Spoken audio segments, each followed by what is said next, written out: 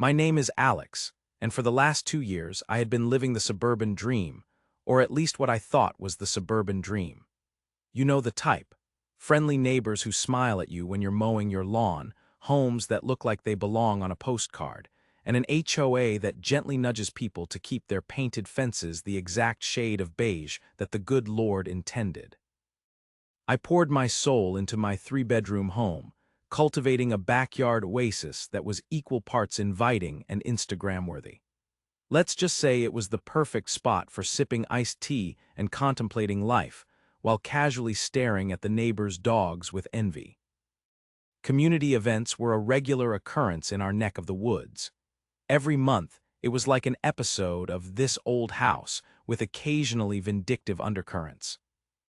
I attended the HOA meetings with copious snacks in hand, feigning interest while exchanging side-eyes with fellow neighbors under the reign of our volunteer president, Betty, who always acted like she was about to reveal state secrets when all she was discussing were the color codes for the new mailbox regulations. But then she arrived, Karen, the new resident in the house directly across from mine, who rolled in like a tornado wearing a pastel cardigan and an air of self-importance. Honestly, I had my initial thoughts when I noticed U-Haul trucks branded with cheesy slogans like "Moving Made Simple" rumbling down our quaint street. I just hoped it wouldn't turn into a horror story.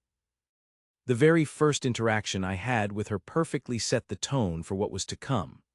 I was in my backyard, tending to my tomato plants while blasting classic rock, my small rebellion against the boring silence of suburbia. I heard a false cheerfulness break through the music as she waved aggressively, ensconced by her various oversized outdoor decorations. "Hi, I'm Karen, your new neighbor. Just wanted to pop over and introduce myself." I turned down the volume and smiled, attempting to keep my expression neutral through the haze of dread that was creeping into my chest. "Hey, Karen. Welcome to the neighborhood. Oh, thank you. Now I noticed your lawn is looking nice, I guess." She placed a possum decorative flamingo right on the edge of her lawn, which almost sparked a mini gas leak in my brain. But you know, according to the HOA guidelines, the real standard is keeping grass no taller than 2 inches. We can't let things get unruly. It really lowers the property value. My jaw clenched. I could feel the panic rising inside me. So this was how it would be. I stammered. It's been a little rainy, and my mower broke last week." Right, but you should really prioritize that." She smiled as if she was giving me the golden ticket to the candy factory rather than launching a full-blown assault on my lawn care dignity. "If you need help, I can always loan you my husband's riding mower." "Oh, what a generous offer." I attempted fake enthusiasm at the prospect of spending more time with Mr. Entitlement. I wouldn't want to impose, though. Fast forward to 6 months later, and it became abundantly clear that this was just the beginning of my suburban nightmare. Because once Karen arrived, it was like a fuse had been lit on a veritable fireworks show of entitlement and drama. And to think I was naive enough to believe we lived in Pleasantville. The name should have been a warning. Little did I know that I was stepping on the roller coaster of married chaos and lawn wars. I took a deep breath, staring at the flamingo in Karen's yard, sensing that the storm she brought with her was just getting started. I could hear the sizzle of burgers and the muted laughter of my friends as I set everything up for my Saturday barbecue, blissfully unaware that the nightmare of HOA wrath was just across the street, lurking like a hawk. A windy day had coaxed out the vivid sense of grilling meat and barbecue sauce, temporarily masking the always-present odor of overzealous lawn fertilizer, a product brought to you by the same folks who think Lawn of the Month should be the aspirational gold standard of suburbia. As I flipped a burger on the grill, my phone buzzed incessantly with messages from the group chat. My friends were excited, and as someone who rarely threw gatherings, it felt good to feel the warmth of camaraderie and the simplistic pleasure of people enjoying each other's company. Life in the pastel-painted paradise of Maple Grove was supposed to be fun, right? I mean, what could go wrong? Well, enter Karen. Dressed to the nines in a bright tropical blouse that was about as cheerful as a blocked toilet, she strutted across the street, sunglasses perched on her nose, presumably to shield her eyes from mediocrity. Who needs shades in a neighborhood with perfectly trimmed lawns and winding streets lined with judgy homeowners, right? But there she was, fully equipped for battle. "Excuse me." She hollered, her voice cracking through the laughter like a dramatic sound effect in a bad movie. Everyone turned, and I felt the heat from the grill sink a few degrees cooler. "Yup, can I help you with something?" I responded, cheerfully naive.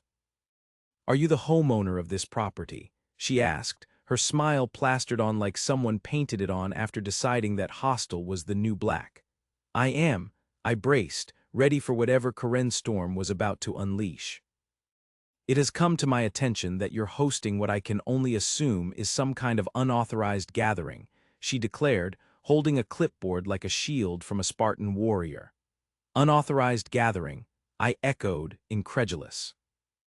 The definition of unauthorized being twisted by the likes of Karen often felt like a scene from a dystopian film. "It's a barbecue for a few friends. It's 2 p.m. "We're just going to need to see your party permit," she cut in. The words hung in the air like an unwelcome guest. "Party permit. Do I need a permit to grill a burger on a Saturday afternoon?" I asked, unable to suppress my incredulous laughter.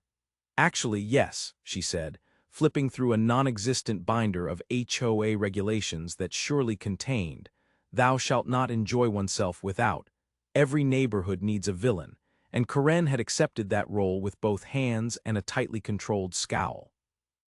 Onlookers in their pristine driveways, what I had once considered friendly neighbors, chose this moment to soundlessly support Karen, as if one of them held the HOA gavel. I felt myself shrink under their collective judgment. "Listen, Karen," I began, trying to wrestle control of the situation. "We're only having a small get-together. The noise complaints aren't an issue at 2 p.m. We're just chatting. Want a burger?"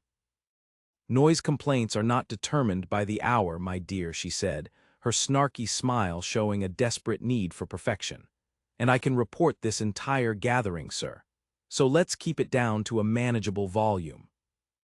"Oh, come on, what are we, mice? Is there a no-fun clause in the HOA rulebook?" I fumed internally, the urge to throttle this ridiculousness bubbling up like an undercooked burger on my grill. "Do you want to risk it?" Karen shot back, her tone dripping with mock politeness, as though I were probing her for an arm-wrestling challenge. Hands firmly planted on my hips, I backed myself against the grill, taking a deep breath that smelled like heaven, mixed with a hint of angst. If I didn't stand my ground now, my glorious Saturday was going to go up in HOA flames. "Please, Karen, just let me enjoy my afternoon in peace."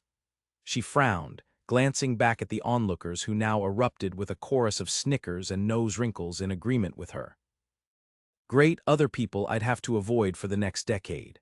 "Fine, but I'll be back," she warned, clicking her clipboard shut with a flourish before marching off, leaving me standing there, questioning why my hallowed backyard became a stage for HOA melodrama, but with a side of smoky barbecue bliss lingering in the air. I turned back to my friends, raised my spatula in victory, and exclaimed, "Now, who's ready for the best burgers in town?" Some battles you just have to grill through. All started like any typical suburban summer. Kids were playing, birds were chirping, and I was blissfully unaware that my life would soon resemble an episode of Leave It to Beaver gone horribly wrong. I mean, who could have thought that my sweet little home in the pastel-colored paradise of Maplewood would become the epicenter of an HOA nightmare?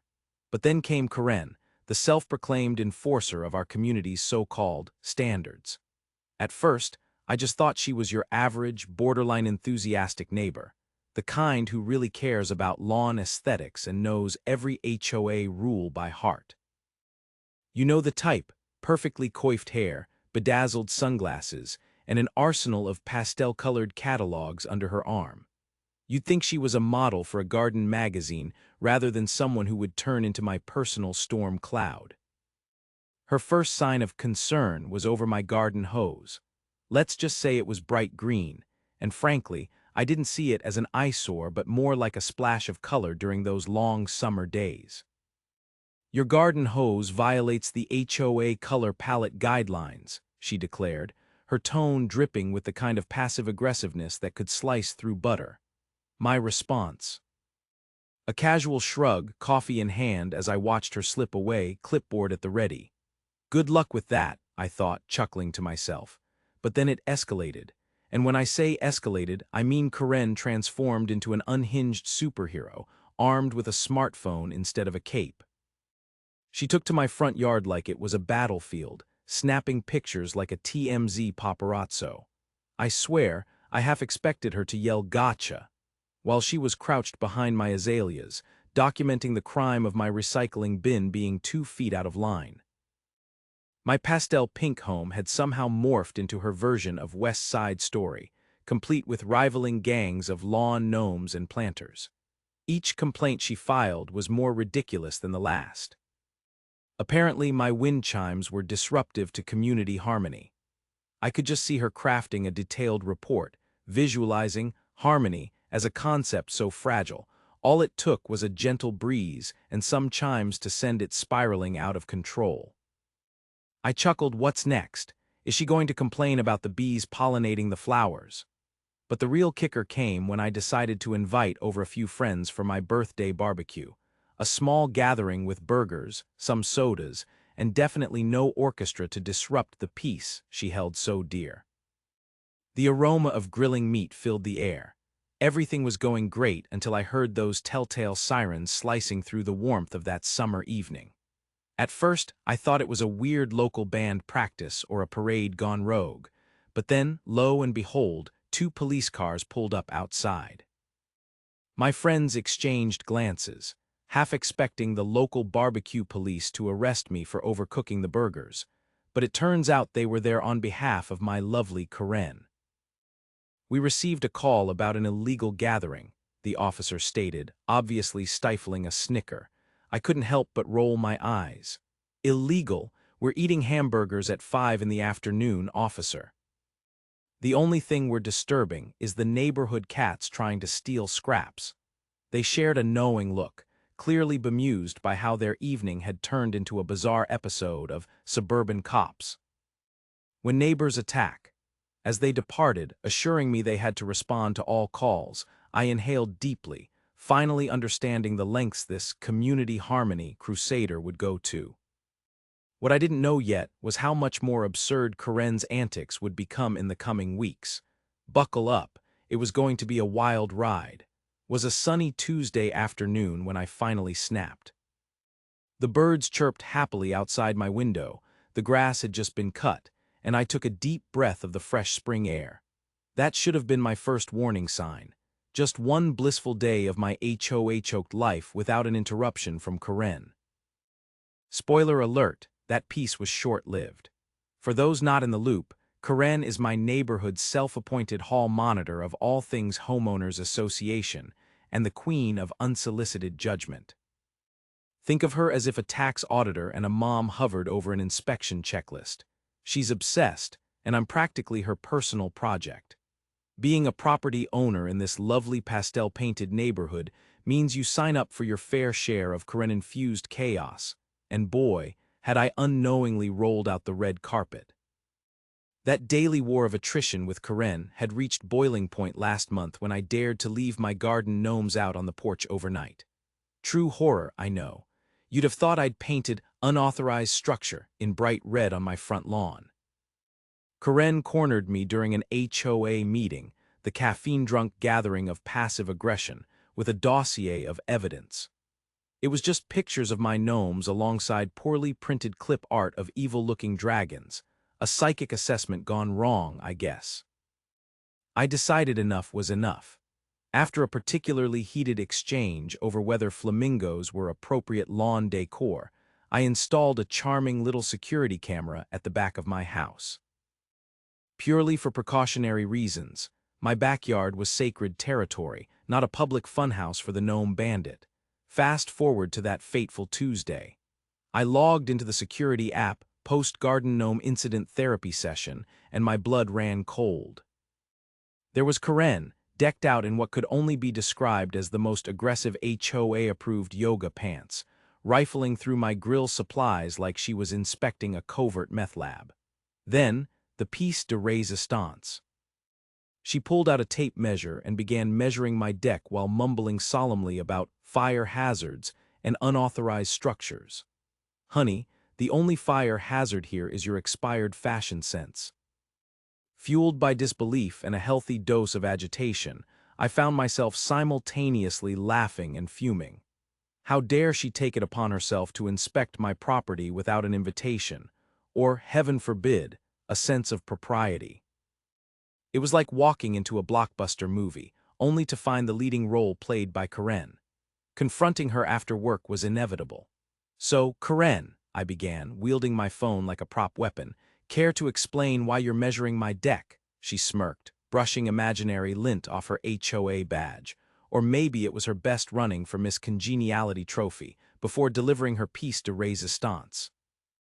As an HOA board member, I have full authority to inspect properties. It's in the bylaws. Now, I'm no lawyer, but that was a blatant lie. Her inflated sense of self must think the bylaws were crafted just for her enjoyment. But rather than admit defeat, she doubled down, rock solid in her Karen.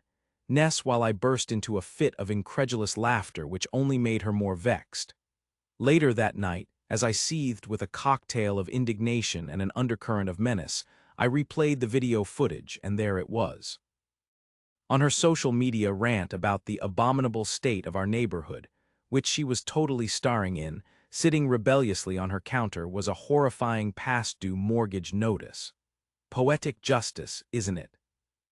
In that petty moment of pure satisfaction, I made a mental note.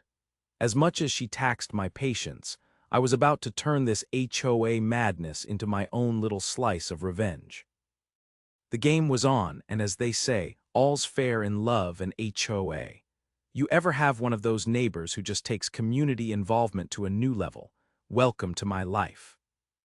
Karen, the self-appointed queen of our HOA, had a way of making every single day feel like I was stuck in an episode of a bad reality show. Picture pastel-painted houses lined with fresh-cut lawns, all basking in the sun like a picture-perfect postcard. And then there's Karen, her omnipresent shadow spreading doom like a storm cloud. Honestly, I thought I lived in a nice little suburban paradise until I met her. Karen, who can only be described as a hybrid between a bulldog and a Disney villain, has made it her life's mission to enforce the HOA rules with an iron fist. "No flamingos on the lawn, honey," she'd say, her voice dripping with the kind of passive aggression that could curdle milk. "It's a family neighborhood." As if someone could devalue the real estate with a couple of plastic birds, but clearly, that's what the overachievers fear the most. Last week, during our monthly HOA meeting, Karen decided to make an example out of my lawn. They were too long for her taste. My lawn, a perfectly manicured piece of green heaven. Her overzealous attempts to enforce HOA rules could make anyone lose their will to plant daisies. "We need to keep up the standard of living in our neighborhood," she declared, her finger pointing like a teacher scolding a child who just made a mess of the class. I bit my tongue hard enough to taste copper. As I sat there listening to her rant, my mind wandered to my side hustle, real estate investment. It's not just something I do on the side, it's a way to show even the most entitled of neighbors that karma has a way of catching up. Little did I know, karma was packing her bags, and my heart raced as I thought of the possibilities. Just 3 days later, empowered by the sweet nectar of revenge, I decided to do some digging on Karen. A couple of clicks and a quick public records search later, I found my golden ticket. Karen was 3 months behind on her mortgage. Cue the angels singing. Her fortress of entitlement was about to collapse around her, and I was ready to help it along. My mind raced with possibilities. Could I buy her mortgage and watch her entire entitled existence crumble? The thought brought a perverse joy, but I needed a plan. Using my real estate connections, thank you, 3-hour brunch with my old college roommate who just happened to work at a mortgage company, I expressed interest in purchasing her mortgage outright. Perfectly normal business activity, I told myself, even as I giggled like a schoolgirl at the dramatic irony unfolding. And why exactly do you want to buy this loan? The rep asked suspiciously. Just expanding my portfolio in that exact neighborhood, I answered nonchalantly, like a seasoned pro. After a bit of negotiation, thank the heavens above for my natural charm and a small business loan, I managed to snag that loan at a discount, right as the lender practically shoved it in my hands like a pop quiz. For 3 long weeks, I wore my poker face like a champion. I could watch Karen's world spin like a hamster on a wheel. Her ignorance was bliss, and every email she sent out decrying one neighbor's rock garden and another's Christmas lights felt like a laugh riot echoing through my mind. She had no idea that I was about to turn the tables in the most outrageous way possible. Her reign of terror was ending faster than her mortgage payments, and I was ready to enjoy every ounce of the sweet, sweet irony. The final scene in this farce was about to unfold, and I had the best seat in the house. Early morning sun broke over Maplewood Lane, casting its golden glow on the pastel-perfect houses that lined the street. It was a scene so idyllic that it could have been the cover of a community magazine, showcasing perfect lawns, pristine shutters, and families blissfully enjoying their weekend. You would think that with such a picturesque backdrop, no drama could possibly unfold here. But if you knew my neighbor Karen, you'd know that a little manicured chaos was the norm. Now Karen was the self-appointed queen of the HOA, reigning supreme with all the charm of a high school gym teacher, who was also a part-time boot camp instructor. She had a special place in her heart for all things beige, and she had made it her life's mission to snuff out any color or life that dared pierce the uniformity of our neighborhood. In her eyes, anything beyond a harmless taupe was an affront to the aesthetic integrity of the world. So naturally, when I decided to swap out my drab outdoor furniture for some vibrant, modern chairs that looked like they'd been plucked straight from a beachside bar, she did not take it lightly. Of course, Karen didn't just express her disdain. She went full-on crusader mode, distributing flyers like they were some sort of religious pamphlets detailing my violations of community aesthetic standards. I was both flattered and horrified to see my face plastered on those flyers beneath the words, "Attention. Our neighbor has violated community guidelines." I couldn't decide if I wanted to laugh, cry, or rent a skywriter to announce my new color scheme. In the end, I opted for the first two, as I imagined her fervently handing out her little notes like she was pulling the lever for an insurgency against my tropical-themed backyard. After the laugh fest of her petty revolt died down, I put my plan into motion. I called up my lawyer, who I swear to you sounded positively giddy when I told him what I was planning. It was like I was handing him the keys to the dramatic epic. We both lurked around with popcorn in hand. My legal paperwork was just waiting to be drafted.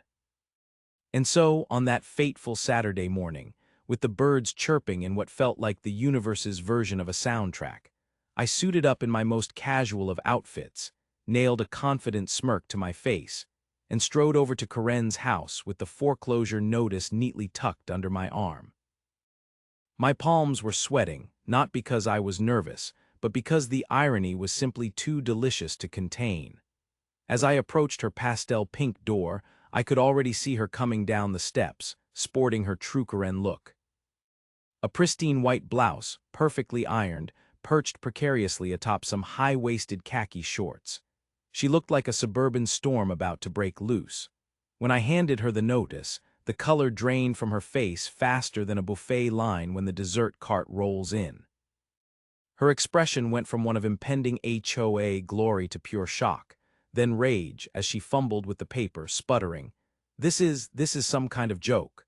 And in my calmest, most soothing voice, I replied, "Actually, Karen, I'm your new lender, and you're 3 months behind on payments with no payment plan in place. You have 30 days to bring the account current or vacate the property." The best part? She looked like she'd just stepped onto an episode of a reality show, mouth agape, comedy gold.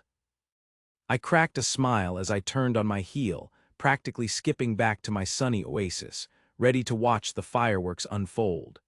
Me tell you about the evolution of Karen, the self-proclaimed queen of our suburban utopia. You would think living in a neighborhood filled with pastel-painted houses and freshly cut lawns was all sunshine and rainbows. But that's only when you look closely. You know, past the war zone that was our HOA. To set the scene, it was a bright Thursday afternoon, the kind that lures you into a false sense of community bliss, with birds chirping and children playing hopscotch on the sidewalk.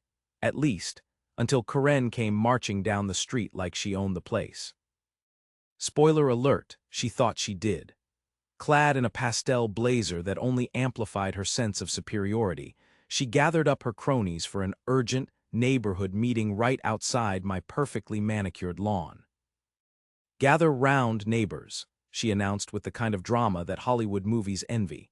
"We have an urgent matter to discuss regarding our dear friend," and yes, she used that term sarcastically, the new homeowner next door. I cringed harder than on the day she called the cops on my innocent birthday barbecue because we dared to have a few too many decorations on our porch.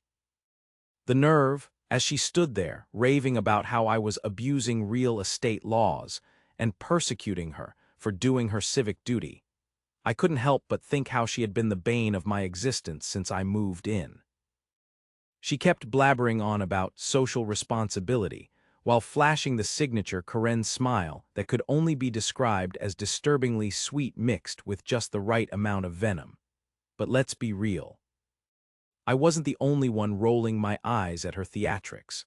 I caught sight of the neighbors, Martha from 2 houses down and Bob the retired veteran, exchanging knowing glances and barely contained smirks. Turns out, Karen's reign of terror had been an equal opportunity affliction.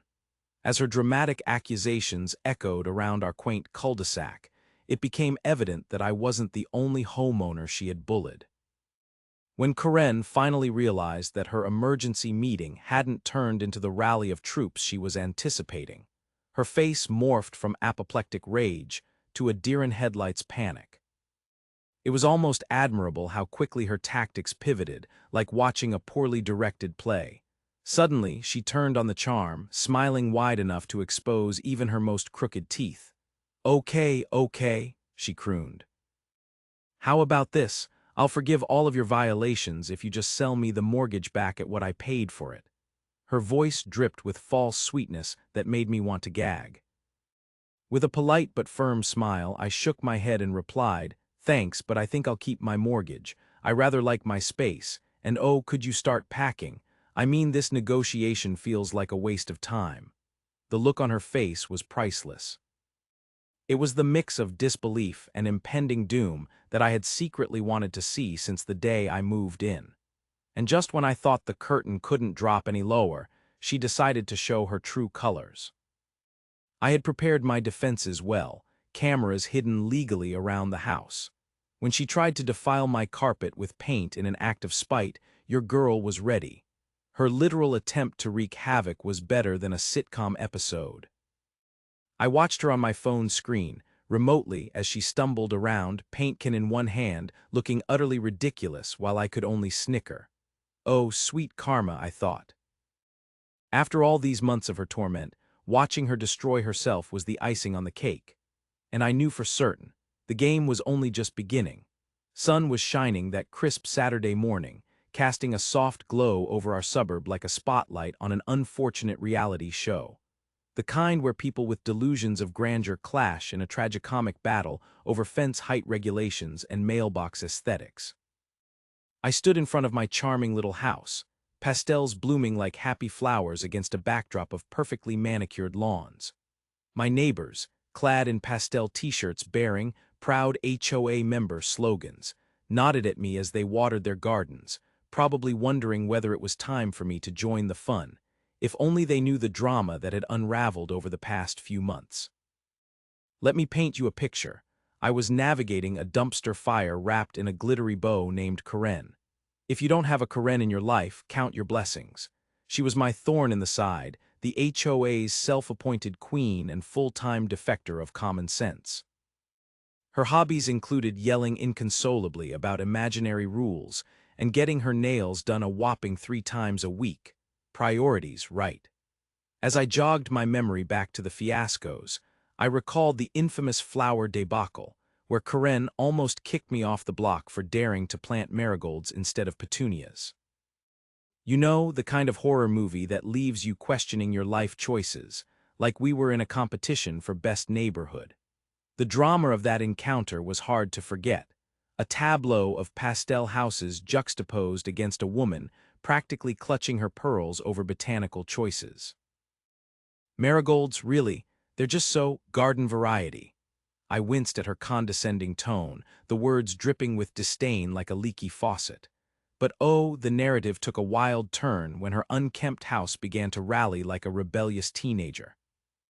Days, then weeks passed, and with audible discontentment, I realized she was firmly solidifying her reputation as the neighborhood scourge. In anticipation of her impending eviction, I was forced to plan an escape route for the charming gingerbread house she had literally allowed to rot. All because she didn't agree with the HOA rules regarding lawn maintenance. Picture it, a house with the audacity to flaunt peeling paint, and a yard that looked like it had been auditioning for a bad horror film. But instead of cowering in a corner, I embraced my inner DIY queen, fashioning her neglected remains into something akin to a Pinterest-inspired dream home. Hello, shiny new siding. Oh yes, I turned that sad cottage into a showstopper.